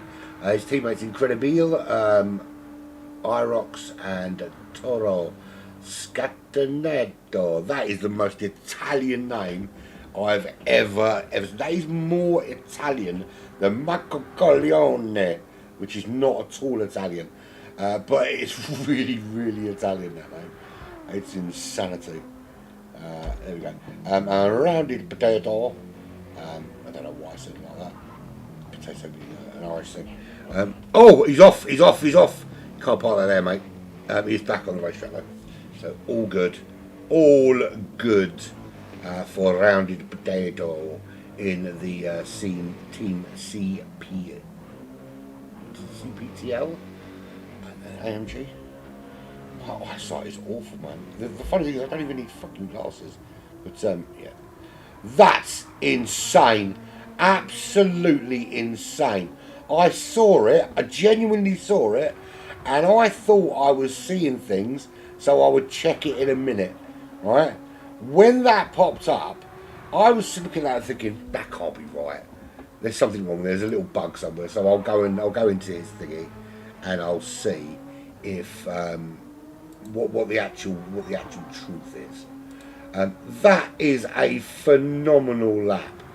Absolutely ridiculous. A 7:57.9 in the dark at the Nürburgring. You've got to be some kind of... That is nuts. That phenomenal lap. Absolutely phenomenal lap. What can I say? Well, just... applause, all day long applause. That is brilliant. And you've got to bear in mind that Clarkey is based in the UK, so for him it's 5 to 3 in the morning. It's not his first stint. He did. I'm sure he's done a stint in the last 12 hours, at least one. So he's probably just as tired as I am, and he's still chucking in laps of that magnitude. Which, and to be fair, it's credit to every single one of these drivers, because this is a long, arduous, grueling test of man and machine, and it really does. Because let's face it, you race for a 2-hour stint, and let's say that you're racing now, and then you've got another stint. Even if all 3 of your teammates are racing, so you've got a 6-hour gap before your next stint. You're not going to be able to sleep straight away, because you're going to be full of adrenaline. So you're going to get up, you're going to have a walk around, you're going to go for a wee and a poo or whatever you need to do, and you're going to have a drink, and you might, if you smoke, you're going to have a ciggy, and then you're going to have a little wander, and then at that stage you're going to go, okay, I need to get some sleep. So you're going to then chill out, and you'll probably flick the telly on for a bit. Well, actually, no, because the first thing you're going to do is you're going to talk to your mates and be like, it's how my stint went, da da da da, how's your stint going, da da da da, right, I'm off, I'm going to do something else. And then you'll do your ablutions, and you'll get a drink, and you'll have a snack or a meal or whatever it is, and then you'll sit down and you'll flick the telly on for a bit, or you'll scroll through whether social media, or you'll stick Netflix on, or whatever. So it's going to be an hour before you go to sleep, and then you do get to sleep, and you're going to sleep for a couple of hours, but you're going to have to get up and be wide awake for your stint. So you're not going to wake up 10 minutes before it. You're going to get up an hour or maybe 2 hours before, and get up and potter around and do other things you've got to do around the house, and then get yourself ready for your stint. So it is really grueling in that respect. And if you think you've got a maximum of 6 hours essentially between stints, it's not an awful lot of time in the scheme of things, particularly if you're racing through the night like this. So it is really grueling. And you've got to bear in mind that none of these guys are professional sportsmen. We're not trained for this. Look, all I've got to do is stay up till 3 o'clock in the morning and talk rubbish to you guys. But that's not as difficult as what these guys are doing with the driving. Certainly not. So Clarkey leads the way as we head into towards the final lap of this stint. It's been glorious. It's been glorious. That's what we've become. The GT Racers car, right there he is. He's nearly a minute. I called for a minute, didn't I? I think I'm going to get it. I'm wondering whether he's been listening the whole time. And he said, all right, if you want a minute, I'll give you a fucking minute, you stupid bald pirate. And just up that game. So thank you for the entertainment, my friend. Thank you for the entertainment. 21 seconds to Gecko Racer. Without a crash now, I don't think much is going to change in the scheme of things, in the scheme of these positions. It doesn't look like anyone's going to have. Although within 3 seconds now, or 4 seconds of Felipe in fourth, is he potentially going to give his teammates a little bow to start off stint number 7? We are fast approaching the halfway point of this N24 race. Yeah, exactly halfway point. Which we're 12 hours in. We're just under that 12 hours now at this stage. Lap 13. Lizlan is trying to close down Felipe. He was under 4 seconds. The gap now back out to 4.2. 1 minute 20 back to Evo. It's 17.5 seconds to Apex Magnet. 15 seconds to the Ready to Race driver, whose name I cannot pronounce. And then we've got Magile. It's 2 minutes gap there. 18.8 to Speed Freak. The Ghost is 4 minutes 49. And Pastina has taken that gap and closed it to within 1 minute. This is actually a phenomenal drive from Pastina. Started in last position and was some way back. Hunted down Rowdy Potato. Got a minute and a half ahead of Rowdy Potato. But not only did that, but took about, it was well over a minute and a half, the gap between Ghost and Pastina when this race when this stint started.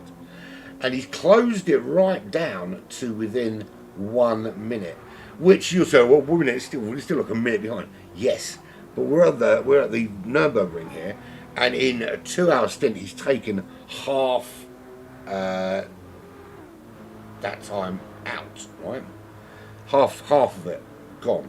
30 seconds wiped. If the next stint does 30 seconds, and the next stint does 30 seconds, then by the time I come back on stint number 9, they're going to be racing. Mark my words. Not necessarily these two cars, but certainly these two teams. There is the magic 1 minute. Clarkey has made the 1 minute gap. You can crash now, mate. Thanks. That last lap was a phenomenal one. Sorry, not last lap. It was. It was even quicker. It was a 7:57.7. It's ridiculous, man. It's ridiculous that anybody can drive that fast. Insanity, man. Insanity.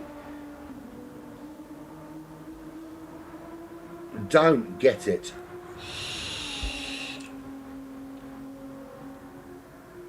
Nick, seriously, what have you been feeding this dude, man?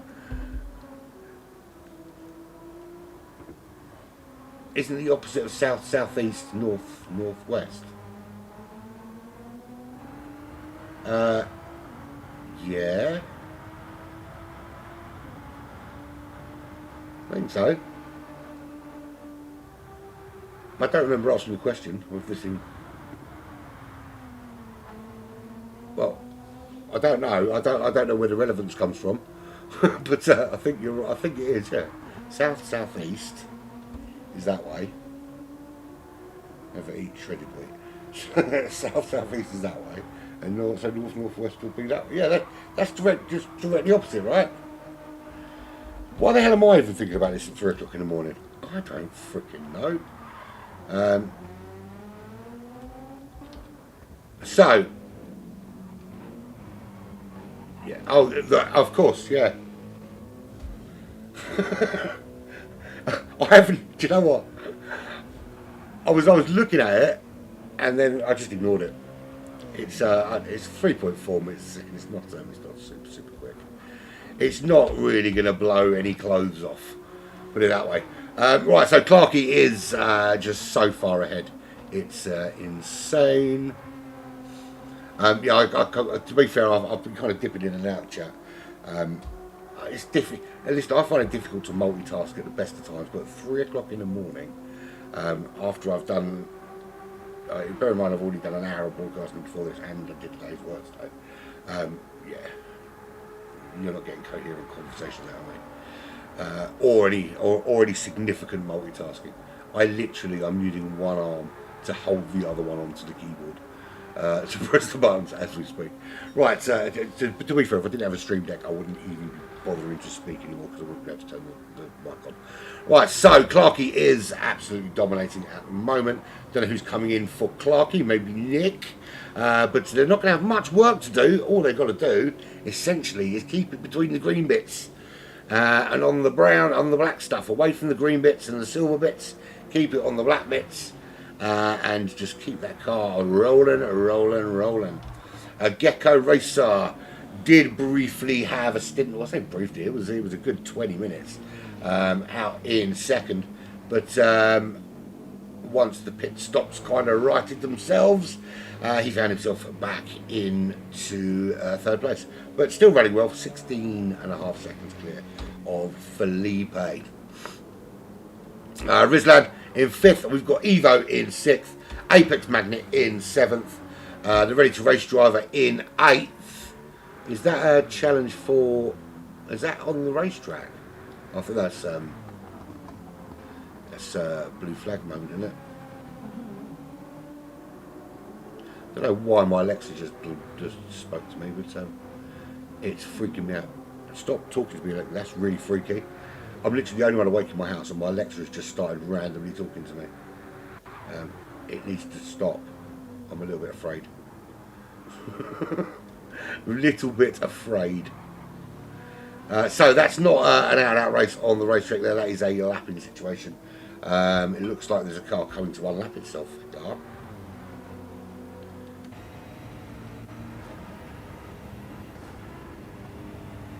Was that a little coming together there? Yeah, that's not two cars racing, because that's the car behind is who is it? There it is. That's Pastina. So Pastina's actually a lap behind, but showing such phenomenal pace. He's actually trying to unlap himself, which he's got absolutely. What the fuck accent was that? Absolutely, he's got absolutely every right to do that. But genuinely, I'm speaking in tongues. Yeah, he's got every right to do it, but it's a difficult thing to do, to unlap yourself, because it's the etiquette's very different, isn't it? with you're lapping. If somebody is lapping you, then you have to get out of the way and you have to show that bit of respect. If you are overtaking somebody, again, you're going to defend, but again, you're going to fight the battle that you should be fighting. When someone's unlapping themselves, you've no obligation to move out of the way, so you're racing your race. You don't have to move. They have to find a way around you, but it's not necessarily a move you're going to defend, so you could be in the middle of the racetrack. Right, so that is the end of this stint for Clarkie. In he comes. That was a phenomenal last lap from with 7:57, 7:68. That's going to take some beating today, I can tell you that. Don't know who's going to come in from, but there he is, and he sits down and in go in the other lobby. Yeah, see, I did that. It was quality. Shame we can't. Shame we're on different channels. We should do the broadcast through Discord. It's changed to 3.4. It has indeed changed to 3.4. So GTR Racer. Not me. I think it's Chronic, mate. I think Chronic's doing it.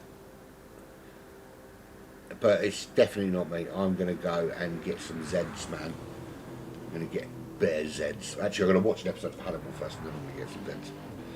So yeah, it was a minute gap. I asked for a minute gap. I got a minute gap. Be careful what you wish for. In comes GTR Racer. And as soon as he comes to a standstill, his teammate will be off. It's unbelievable. It is insane, isn't it, in the station? Absolutely insane place. I can't even get up my stairs that quick. Because I live in a massive house, and I'm only joking. I literally do not live in a massive house. Right, so Gecko races in. 17 seconds back. Yeah, we are officially halfway through. Indeed. It's official. You know it's official because the man in the yellow, the Endurance Racing Federation yellow man, wrote it. So Felipe in. Just wait for him to come to a standstill and his teammate will go. Oh, this has been awesome. I've really enjoyed this. To be fair, I could actually do another 2 hours now. I'm wired. I'm glad I'm not, but yeah, awesome. Rizlan. Talking of Rizlan, we had a workman the other day and he left a bag of weed on my doorstep. Anyway, he must have pulled it out of his pocket. Well, he must have had it down his pocket and knocked on the door and then didn't realise. And yeah, when he left, I found a bag of weed on my doorstep. Woohoo! So Rizlan's into the pits. Next in is another race solo driver in the shape of Evo. I love that livery actually. So after the really, really gorgeous one on Gecko Racer's car. Is it Gecko? Yeah, Gecko. This one's pretty damn cool on this McLaren. So, where is he? Yeah, got a bit of a ways to go yet. He was a minute behind Felipe. Why has Rizlan left the pits? Did he accidentally press the button? I think he must have done.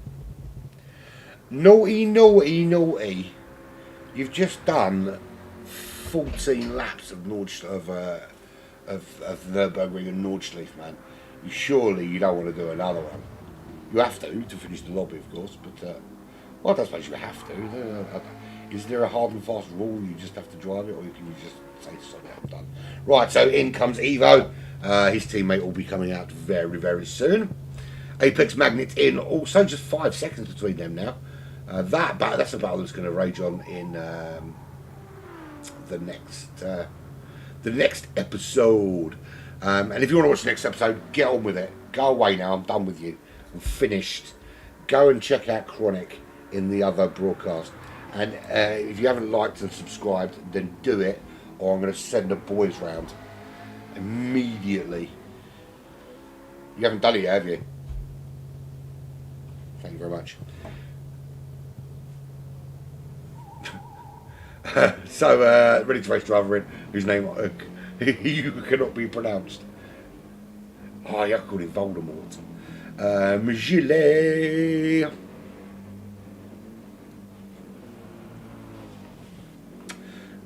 He's 2 minutes back. We could be here a while, lads. Someone get some popcorn. Talking of popcorn, my girls all went to watch that stupid Barbie film today. Well, see, I'll call it. I've not seen it. I can't call it Steel Film Fantasy. And let's be fair, it has got Margot Robbie in it. But I've said this from the start. I would be incredibly disappointed, right, if they don't at some point during the movie, if she doesn't pull down the knickers and it's completely smooth like an actual Barbie doll. They CGI in just a plastic nothingness underneath her underwear. For no other reason than just because I think it would be quite funny. No worries, man. I don't know how I've managed it, to be fair. I'm absolutely shattered. Properly shattered. But it is what it is. Let's be fair. You lot are a hell of a lot more professional than you know the corner names, you know these people's names, you know what the cars are called, you know what thingy they're driving on is. I literally just talk rubbish for 2 hours and hope some of it's about cars. Tell you what, I've died for a piss. Anyway, let's get everyone home first, and then I can go and have my have my wicked way. Well, that's not that came out wrong. Yeah, I'll tell you what, if I went upstairs and tried to have my wicked way, I wouldn't be making it back for the next stint because I'll be kicked so hard in the nuts I wouldn't be able to walk.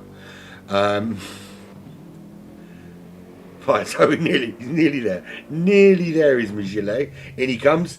Speed Freak is next. Yeah, there's 170 of them, man. You cannot expect anybody to have memorised every corner name, apart from Sabine Schmidt. There's 170 freaking corners, man.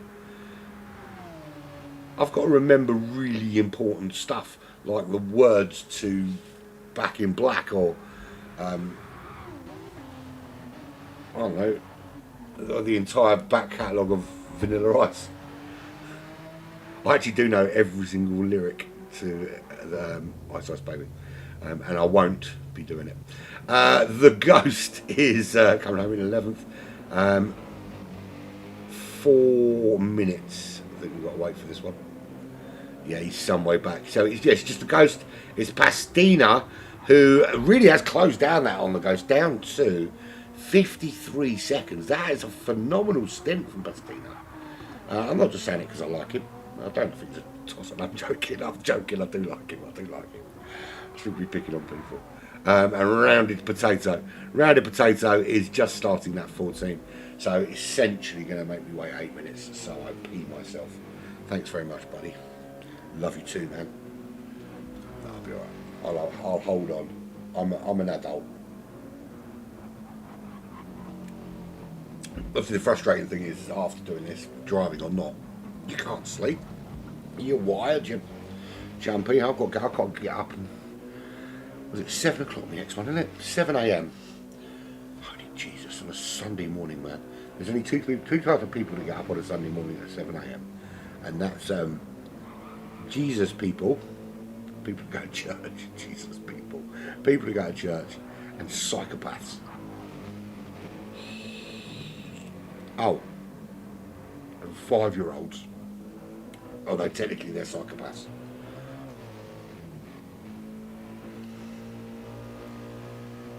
Yeah, so we're just waiting for everybody else to come home. We will have a few on the track. Obviously, there's loads of action going on the other thingy, Bobby Bob. The gap, actually, there was quite a good gap between, quite a small gap between Apex Magnet and Evo. So that might already be coming to fruition over on the Stint 7 broadcast.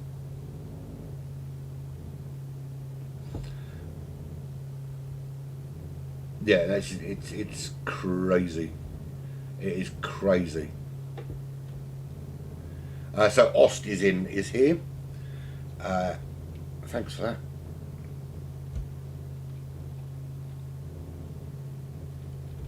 It's just sitting in the pit box. So everyone inside the top 10 has come home. The Ghost we're waiting for.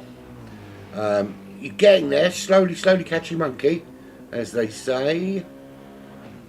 Kicking up some sparks. By the time I come back, it'll be daylight. Awesomeness. Be able to see the cars in all of their glory.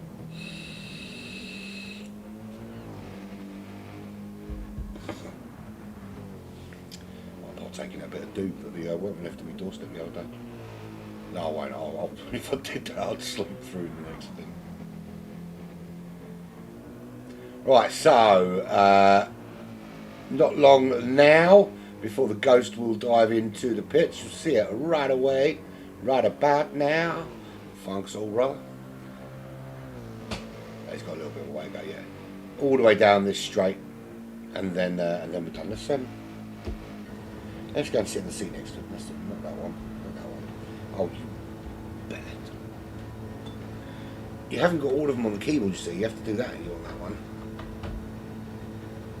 Yeah, you probably should get rid of the driver's seat. No worries, Gecko man. It's a pleasure. Pleasure. As always. Here we go. Into the pits he goes. And that's one more home. 52 seconds for the next one. It's Pestina from LEDC2. Rislian, yes, stop. What's he doing? What are you doing, man? Stop, stay there. Do not cross the... Oh, yeah, because of course, if he crosses that line, then the countdown begins, and the people get kicked out, and, yeah, don't do that, man. Forgot about that, because, of course, it's a very long lap, and you only get 3 minutes. So, don't cross the line. Immediately stay where you are. Because, yeah, that wouldn't be good. So once Pastina Calder comes in, and here he is now, he'll get into his pit box, he'll get all cotchy. His teammate will disappear off out onto the racetrack. So we're just waiting for a rounded potato. He's got about 100 corners left of these 170 before he comes home. The gap is 12 minutes between the leader and a rounded potato.